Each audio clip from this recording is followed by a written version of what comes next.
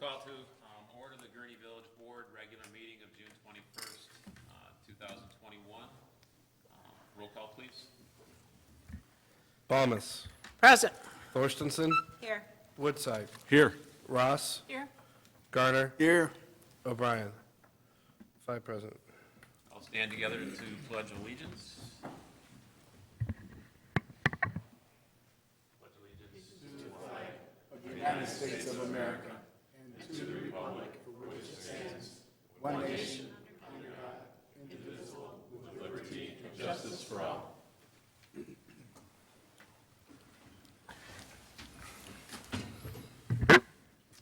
Start with the approval of the consent agenda as presented. So moved. Second. Motion by trustee Balmas, second by trustee Garner. Roll call, please. Balmas. Aye. Thorstensen. Yes. Woodside. Aye. Ross. Aye. Garner. Aye. 5 aye. Motion carries. Okay, could you read that into the record, please? Item number 1, approval of the minutes from the June 7, 2021 meeting. Item number 2, approval of fireworks permit for Six Flags Great America, shoot dates of July 3rd and 4th, all displays to be launched from the southwest corner of the property. Item number 3, approval of request to dispose of certain administration, public works, and civil service commission documents as authorized by the State of Illinois Local Records Commission. Item number 4, approval of payroll for period ending June 4, 2021 in the amount of $905,570.08. Item number 5, approval of bills for period ending June 21st, 2021 in the amount of $1,042,325.25. Is there a motion to approve? So moved. Second. Trustee Ross, first, and second by trustee Balmas. Roll call, please. Balmas. Aye. Thorstensen. Yes. Woodside. Aye. Ross. Garner. Aye. 5 aye. Motion carries. We'll go to petitions and communications. Today is a presentation of the Gurnee Police Officer of the Year Award to Detective Sean Gaylor and Police Civilian of the Year Award to Evidence Custodian Dennis Meserve. Chief? It's on.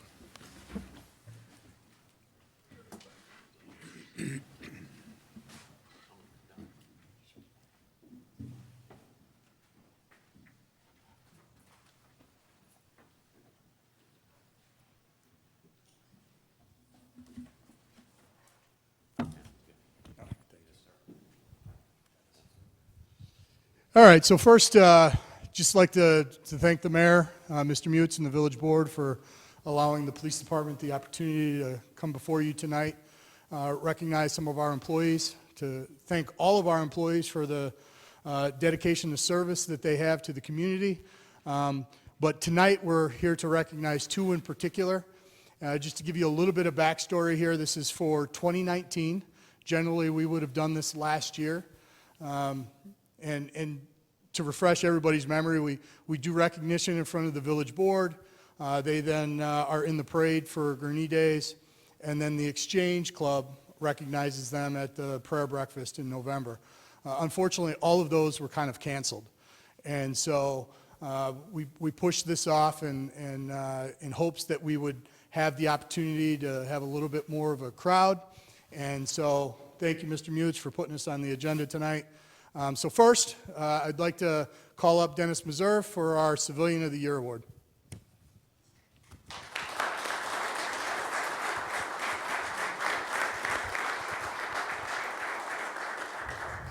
So, give you a little bit of background about Dennis. He's a retired police lieutenant.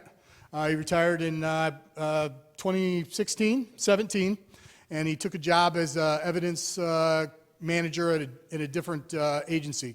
When we had an opening, we put out a post. Dennis applied, and he was clearly the front runner for the position if he had wanted it. And so, with a little prodding from the deputy chief here, Dennis agreed to come join the Gurnee family, and he took over the evidence custodian position for the Gurnee Police Department in 2019. He kind of hit the ground running. We had a lot of work that needed to be done. Dennis came in with a fresh set of eyes, different sort of experience in the evidence world, and he immediately began to revamp the way we manage the evidence process at the Gurnee Police Department. Not that the old way was wrong, it just needed to be modernized.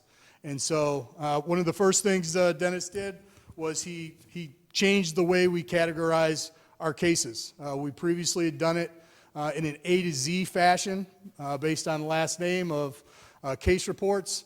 We give a case number to everything, and that's generally how we track everything in the police world.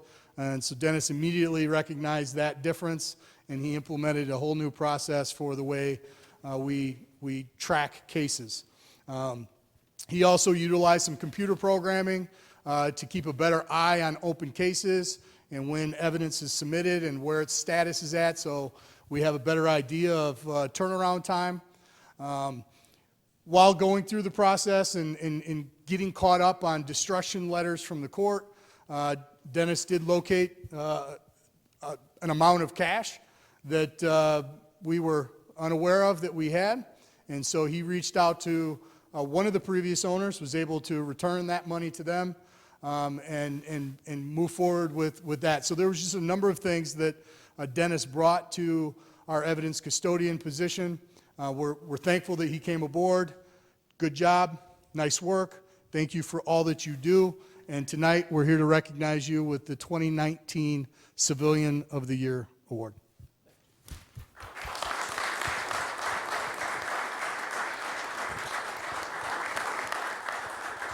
Congratulations. Appreciate it. Thank you. Anything you want to say?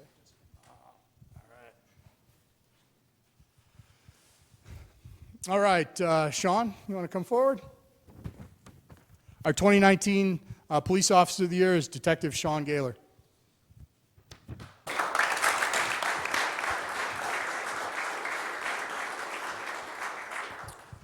So in 2019, our previous crime prevention technician, Tom Agos, retired after close to 30 years with the Gurnee Police Department.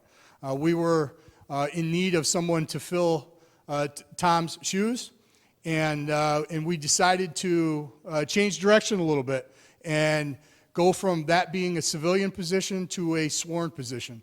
And so with the support of Mr. Mutz and the village board, we opened that position up to police officers within our own department. And after a very thorough process, Sean was selected to be the crime prevention officer at the time in May of 2019. Now, if you remember, 2019 was there were some big changes that were on the horizon for Illinois. For one, there was a new cannabis law that was getting ready to go into effect, and Sean kind of got that whole ask and program dumped in her lap on, I think, day 2. And so she had to very quickly get in tune and get caught up with the changes the state of Illinois were going through. She did a lot of work on ordinances with Attorney Winter. And if you guys can recall back, there was a short notice request while I was in Indiana at a conference for somebody from the police department to come to the village board and explain the whole cannabis program and ordinances. And so Sean got that call, and about 16 hours later, she came and presented in front of the board and did a fabulous job.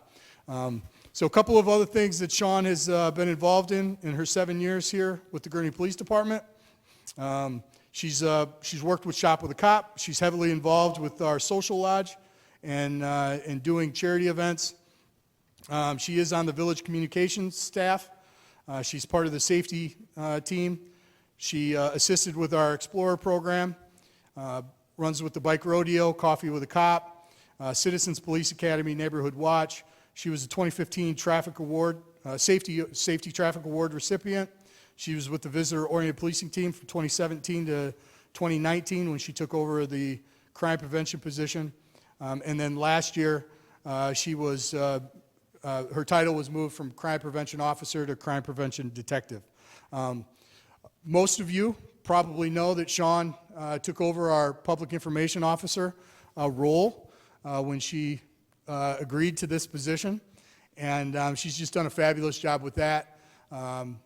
Seeing her face on TV or her quotes in the paper, her activity on social media, sharing information with the community, sharing crime prevention tips, working with our businesses, working with our schools, and just being on top of everything related to crime trends and crime prevention. She also gets to have that fortunate phone call from me at a last-minute notice that says, hey, I need some help. And Sean is always willing to drop whatever she's doing and take up a new project. So thank you, Sean, for all that you do. We appreciate your service to the community and to us and to staff. And 2019 Police Officer of the Year, Detective Sean Gaylor.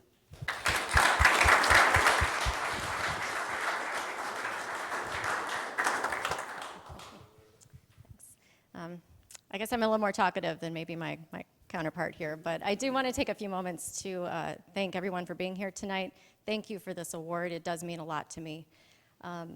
When I wanted to change careers a couple years ago, I wanted a career that was going to leave a positive impact in the community. And shortly after becoming a Gurnee police officer, I knew I had made the right decision.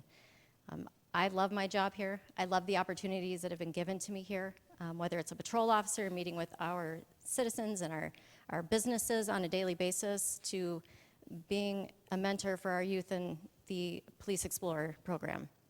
It's been a wonderful experience for me, and I'm very grateful for that. But I would not be here without the help and support of the people around me.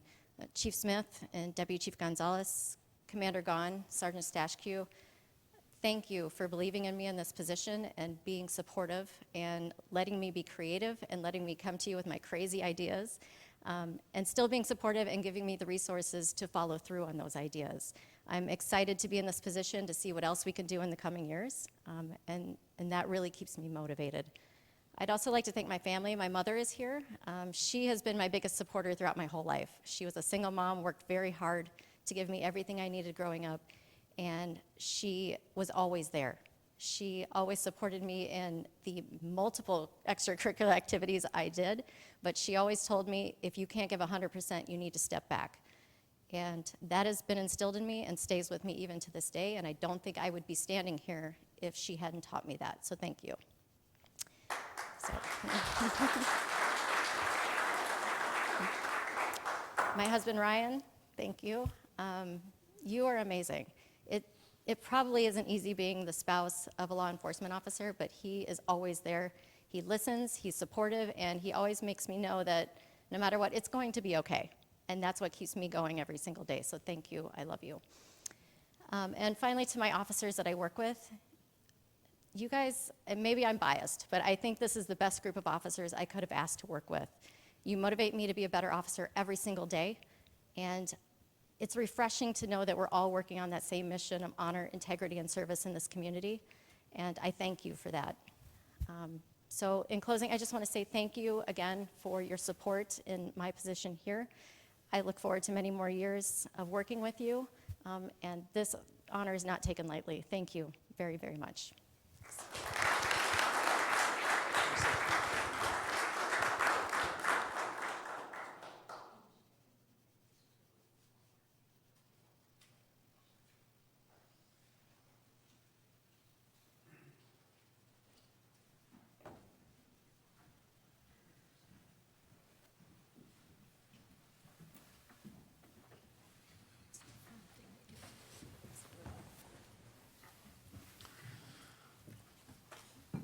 I'm not sure what else could make you feel better about the Gurnee Police Department than hearing things like that, and thanks a lot, Sean and Dennis. I think shining bright stars, and as the public looks in, I think Gurnee is definitely blessed beyond measure. So we appreciate all that you do, all of you, and again, I think when I first sat here that first night, that each person on the board here, including the staff, would say is that we have your back, and we know that you have ours. So thanks.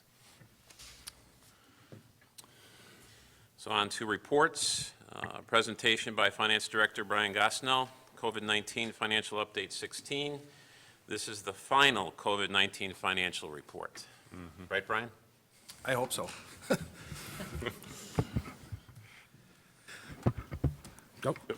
Thank you, Mayor.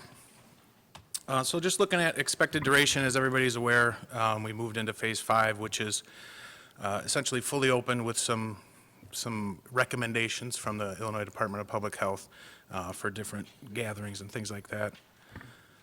Status of the big three: Six Flags, Gurnee Mills, Great Wolf Lodge, all open following the IDPH guidance. I wanted to take just a quick second and go, I guess, back to last fiscal year real quick and just kind of wrap that up. Last time I was here, we had some preliminary numbers. We were still kind of closing the year out. So I just wanted to finish that up quick before we get into what happened in May. On a total revenue standpoint, we were 6.7 million under last year, 7.5 million under last year in just the Big Four alone. So obviously that was the biggest one we had. In other categories, we had some revenues come in higher, and we had the 1.4 million from the CARES Act money that helped that. On the expenditure side, we were able to save just over 4.5 million, or about 11% of budget. So that's pretty incredible when you think about being able to save in fairly short notice, 10% of your expenditure budget. That meant we used about 1.2 million in fund balance. Obviously, when we started way back in March of last year, we thought it would be much more than that. I do want to caution that a few things go into that. We were able to cut, right at $1 million out of the budget right away because of how we had set up transfers to capital and things like that. We also got the 1.4 million in CARES Act money that I mentioned earlier. So all that plays into being able to use just roughly 1.1 million of fund balance. I would caution that this is a point in time. All the capital that we put off, all the hiring and things that didn't happen last year are going to catch up with us. So, we're definitely not out of the woods. There will be impacts, as kind of the accordion effect of hiring and capital. We got to catch up on almost a year and a half of capital. So that will hit us for the next few years still. So we will see that impact. So I don't want anybody to think, that it's over and we only use 1.1 million and that's it. There will be impacts into the future. And we have a $922,000 budgeted deficit in the general fund for fiscal year 22. So there you go. If we look at the entire kind of term of the pandemic, so here we're looking at a 15-month period. In total, I kind of wanted to just get a grasp of Big Four revenues, what the whole pandemic cost, so to speak. And that's right at 7.3 million. So 25% of Big Four revenues over the 15 months down. We compared it to the same previous 15-month period pre-pandemic. Getting into this fiscal year, so we only have 1 month of data here, so not a whole lot to glean from it. Big Four up 270,000, almost 271,000, 20%. We would expect that for most of the revenues except for sales tax because we're comparing against the beginning of the pandemic. So we would expect to see large positive variances here. Looking at sales tax, you can see the May receipts, which represent sales for the month of February. That's the top line there, 2 up above the arrow. Versus last year was down just slightly, basically flat, essentially 0.6. And then if we look at versus 2 years ago, so kind of our last normal year, it was basically flat, up 0.6. Now that changes when we got into June. So now we're comparing it again against COVID month of March to March, up 51, almost 52% this March versus last March sales. If we look at that versus the normal year, we were still up 20%. So you see really strong growth in sales tax. If you dig into the details a little bit, there was a little less than half of that, say 275,000 is from some internet sales and some catch-up that happened there, but really strong growth across a broad range of categories. Auto sales, home improvement, general merchandise, things like that. So it wasn't a situation where we just saw one category had a great month. It was kind of across the board, which is really good to see. Amusement tax here, we'll see obviously large variances versus last year because we're comparing coming out of the COVID versus going into the COVID. if we compare versus 2 years ago, we still see a 14% increase. We do have good numbers here for June, so there's still a couple small ones to come in, so that number will go up if anything, but most of the major players are in here. The only thing I would caution with amusement tax is how the past sales from Six Flags will happen. Obviously, the timing of that and renewals from last year and being extended into this year could have a big impact, especially on the timing of that. Hotel tax versus last year, again, here we see we had the May receipts for the month of April, 761% up. We had a huge month for Great Wolf Lodge there. Most of June is in. We're still up 50% from last year.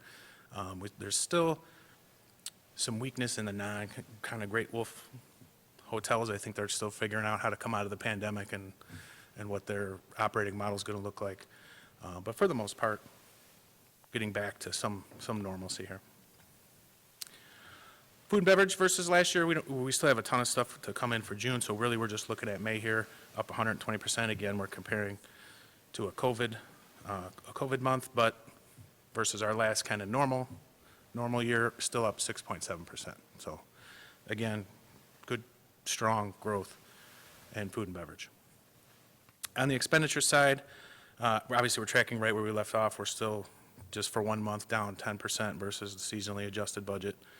Obviously, that'll change once hiring and capital and things like that pick up, kind of post-pandemic here as we get back to some normal operating stance. The American Rescue Plan, not much here has changed. We talked about the state had already asked for their 230-day extensions. They're probably going to ask for a third, and they have not taken possession of the funding yet. So I think they're still working out how they're going to distribute that to the municipalities, the smaller municipalities, and kind of getting their house in order to be able to accept the funds from the Treasury. So still working on that. The latest IML update didn't really have a guesstimate of when that would be, so obviously we will work through that and update the board as more information comes out. And with that, I'm happy to answer any questions. It is final COVID update now that we're in phase 5, and obviously if anything comes up that's significant, we'll come back before the board or get that information out in some form or another. Trustee Thorstensen? Thank you. Could you go back just one slide? Sure. Thank you very much. I know at the bottom, and I remember reading this, is that the payouts would be, that very last line, it's like 60 days after the first, and then 12 months after that is the first? Is it really the second? So the half of the funding that the state gets was allocated to us, so half of the 3.75, they have 60 days after they take the money to distribute it to us. Now, we know they've already requested 2 30-day extensions, so add 60 days to that.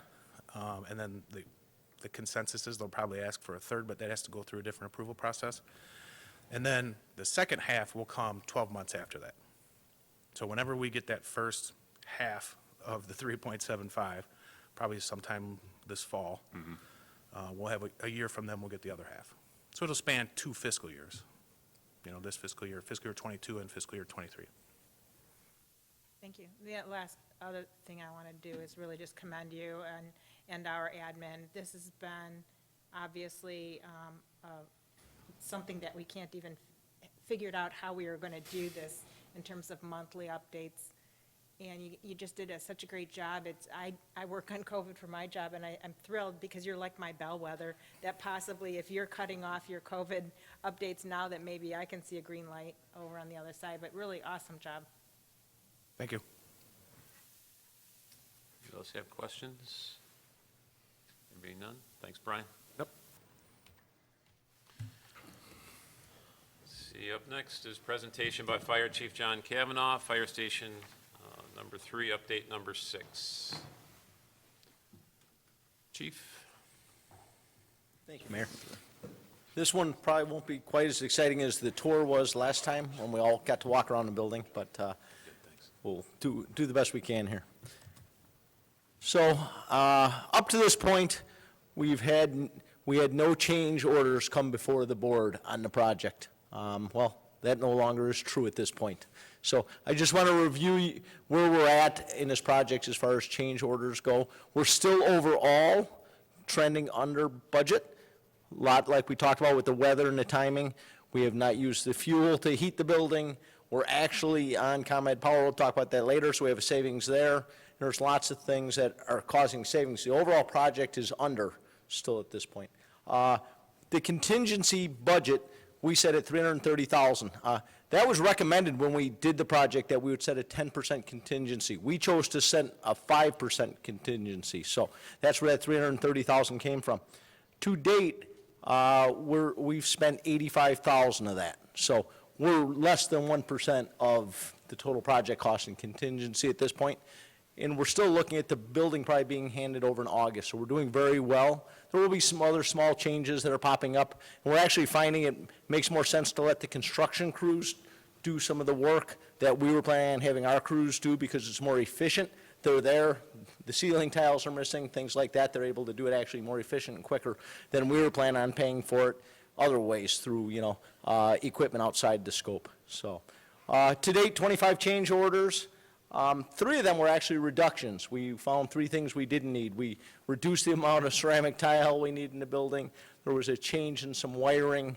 And then, well, this one isn't here yet, but we're actually eliminating one of the drop ceilings in one of the rooms, which will save us some money as well. The next time around, we'll see. We had 22 additions. The 3 largest eat up almost 59,000 of that. They were IT changes. Initially, we looked heavily at using our internal IT people to wire the building some, do some things like that. And then when COVID came along, we really didn't get the planning sessions right at the end that we would have. So the majority of the changes are the changes in our wiring scope, and actually we had to increase the size of the trays we're putting cables in because of the amount of cables. We spec'd it for, maybe a 10-year-ago station. We're finding out technology-wise, it takes an 18-inch tray, not a 12-inch tray any longer. Christopher and his team are out there at every construction meeting. Chris has been involved in all these changes. He's helped us get us through there, and I think it's going to put us in a better place when we go to put the building in service. The other 19 additional changes total $26,000. That sometimes you come across, you find out that a pipe is hanging down in a drop ceiling, we need to raise it up there. Some other items that we pointed out when we did the tour. Overall, we still have almost $245,000 in that contingency fund. If something surprised us here in the next month and a half, we're still doing well. But wanted to bring the board up to date on that. The other thing that we've started now is during the budget process this year, we put money in. We put $250,000 in the budget, as well as we have some money still from the loan for furnishing and equipment for the station. We've started this process now. With lead times and everything, we found out we need to get ordering product to get them here in time for October's opening. Some of the things that we've taken care of already, we ordered Gurnee extractors and dryers. We've ordered the kitchen appliances, the in-station washers and dryers, gear racks and hoses.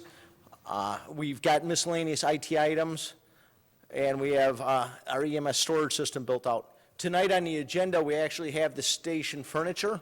That's the only item so far that we've come that's come above the 20,000 threshold where we need to come for board approval. All these other items fall under the scope of the village manager or administrator, so Pat's been able to approve those for us. We'll have that later on the agenda for that. Other things that we're working on right now, just so you know what's coming down the line, computers and monitors, the fire radio and alerting system we're going to do in-house, smaller appliances, shelving for all the storage areas, tools and equipment for PMs of the vehicles, shelving twice it looks like, and then loose equipment. Things such as pots and pans, cooking utensils, mops. Jody has lists and lists of this stuff for us and is tracking it all, and we're working on getting those all organized and doing group purchasing and finding the best cost we can. So where are we at on the building out there since you've been there last? Gas lines are in. The meters were being installed this week. The second picture to the right is the electric. The electric's actually on the building. ComEd popped the electric, so we were able to fire up 2 or 3 of the rooftop units, so there's actually air conditioning in the building. which has been great because that means we were renting some dehumidifiers while they were doing painting and taping and that. We were able to return those. So we actually had some additional savings there. Just a reminder that through our ComEd contract, we do not pay for electric in a fire station. So therefore, now our electricity went to free versus paying our neighbor for the electricity that we were utilizing. So there's some additional costs there. We didn't expect that quite this early in the project, so that's been a good thing. Interior work-wise, a lot of finishes are starting. They're doing painting of the ceilings, starting to get with the walls. Tiling projects have begun. There's lots, the entire ceiling's filled with cables and cable trays right now. Really, that sub's probably the biggest one that's in there right now in the station. Out on the apparatus floor, they're hanging lights, they're getting the ceiling fans. That area will be done soon. On the exterior of the building, they're doing finish work. They've got all the roof on, now they're trimming out the different components of the roof, combining them with the siding, doing all the caulking.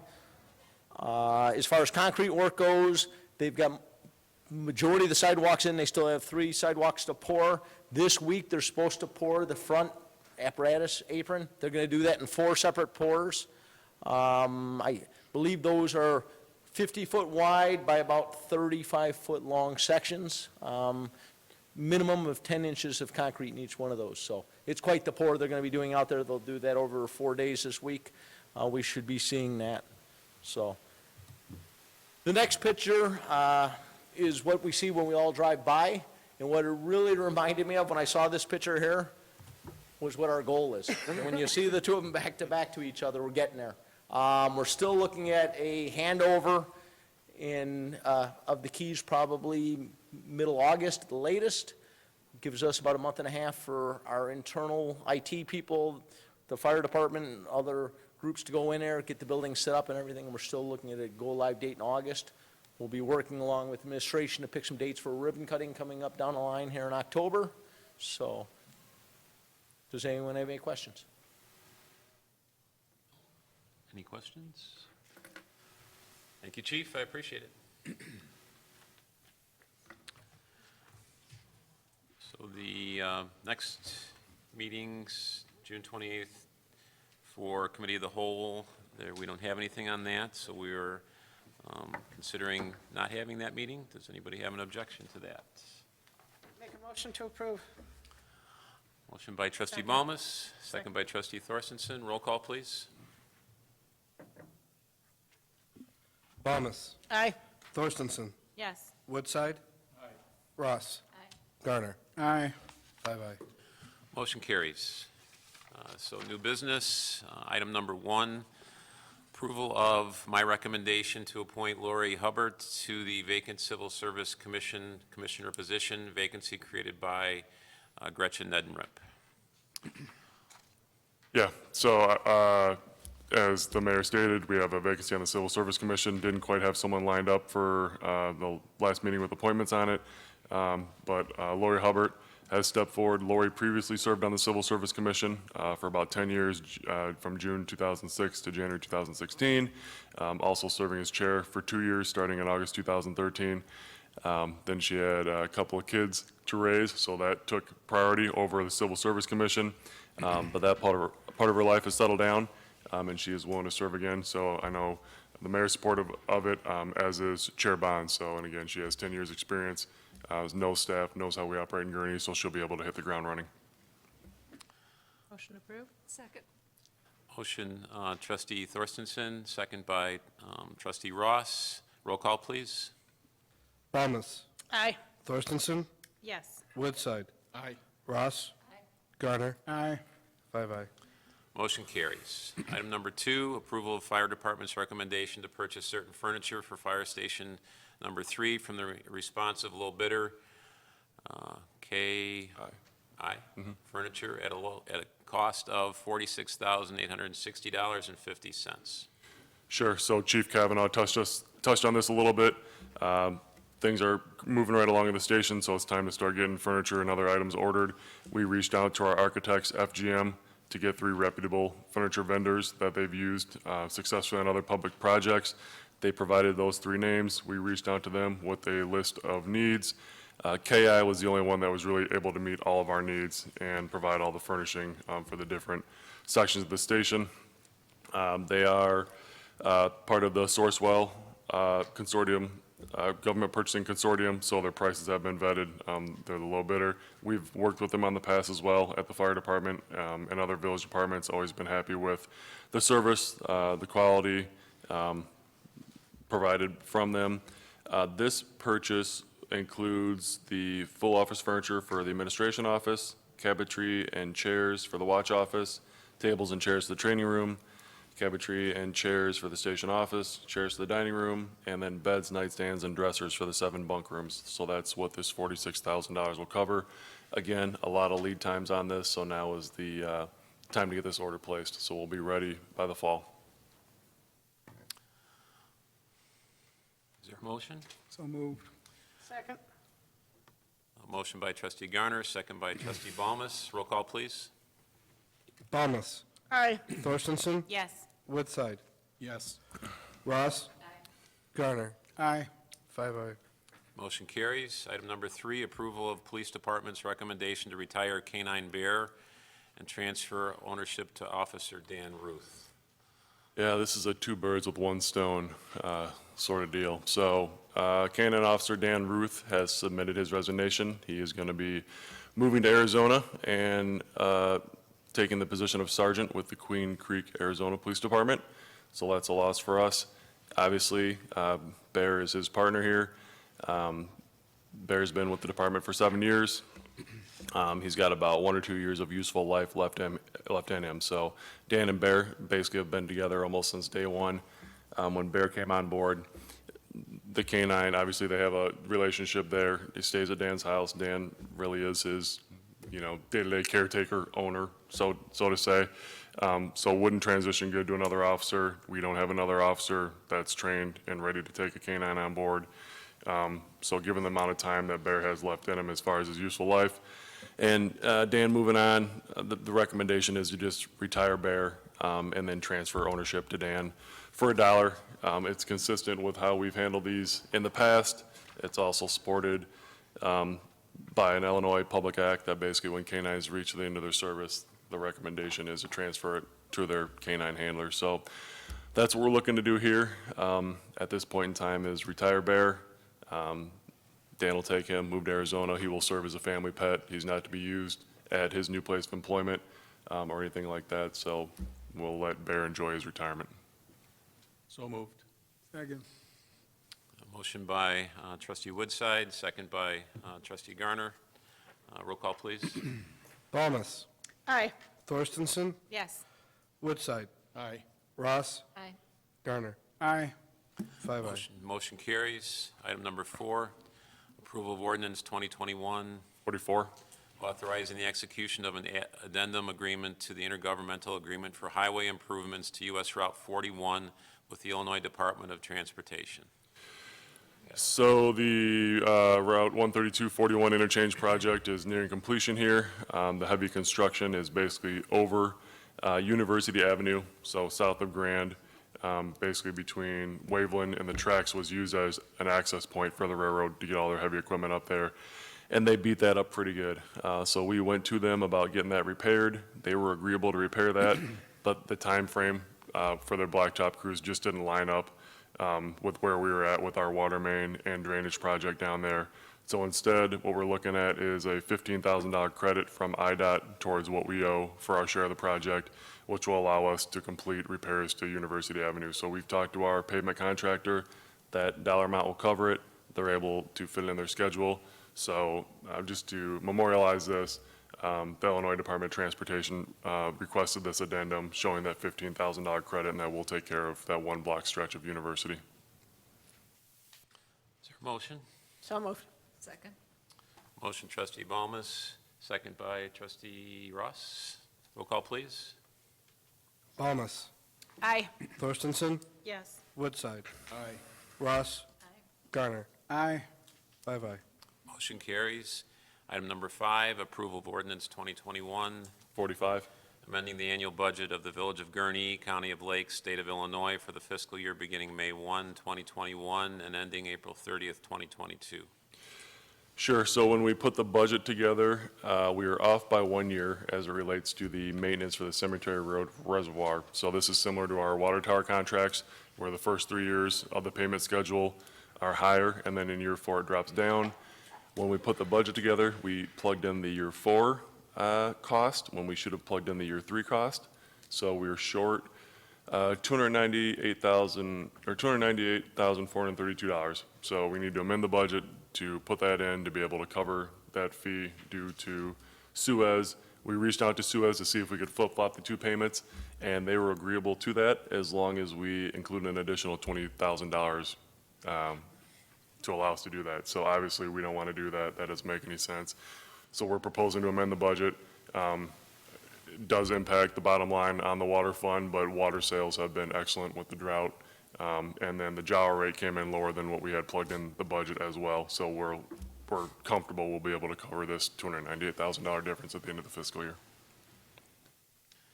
Motion to approve? Is there a motion? Second. Motion trustee, or first is trustee Ross, second is trustee Garner. Roll call, please. Thomas. Aye. Thorstenson. Yes. Woodside. Aye. Ross. Garner. Aye. 5 ayes. Motion carries. Public comments? There being none, is there a motion to So adjourn? moved. Second. It's motion by trustee Balmas, second by trustee Garner. Roll call, please. No roll call? Probably not. Motion, all in favor? Aye. Motion carries. We're adjourned. Gavel.